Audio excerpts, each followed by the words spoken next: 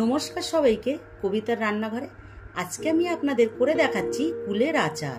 দোকানের স্বাদে কুলের আচার আপনারা বাড়িতে খুব সহজেই তৈরি করে নিতে পারবেন। চলুন তাহলে দেখে নিন।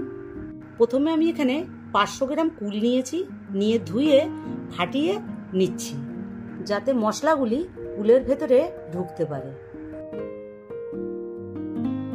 এরপর আমি এখানে একটা 5 মিশালি মশলা তৈরি করে নেব।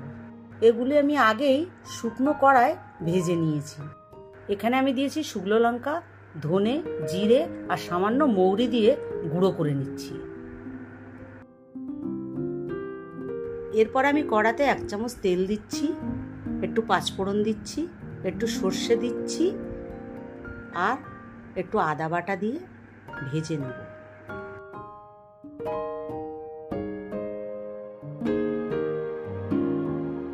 এটা আমার ভাজা হয়ে গেছে। এরপর আমি এতে একটু জল দিয়ে ভালো করে মিশিয়ে নিচ্ছি।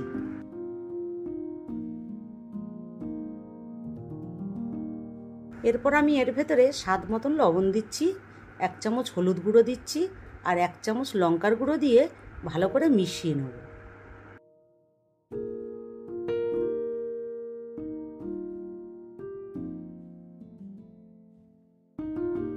এরপর আমি এর ভেতরে 100 গ্রাম খেজুরের গুড় দিচ্ছি।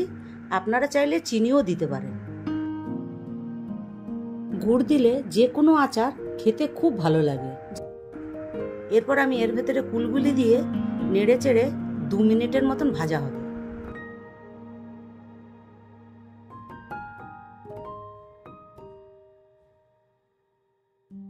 এটা আমার ভাজা হয়ে গেছে।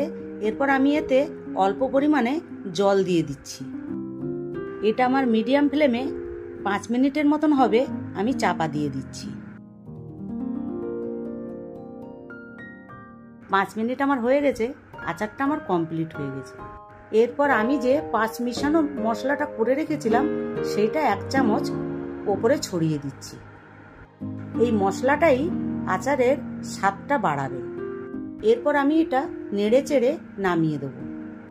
আপনারা এই আচারটা 1 বছরের মতন স্টোর করে রেখে খেতে পারবেন। এই আচারটা আমার পিসিমা আমাদের খুব করে খাওয়াতো। এবারে আমি নামিয়ে দিচ্ছি।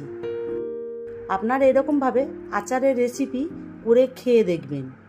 ভালো লাগলে অবশ্যই লাইক, শেয়ার, কমেন্ট করবেন। আর নতুন নতুন ভিডিও দেখতে পাওয়ার জন্য অবশ্যই আমার চ্যানেলটিকে সাবস্ক্রাইব করবেন।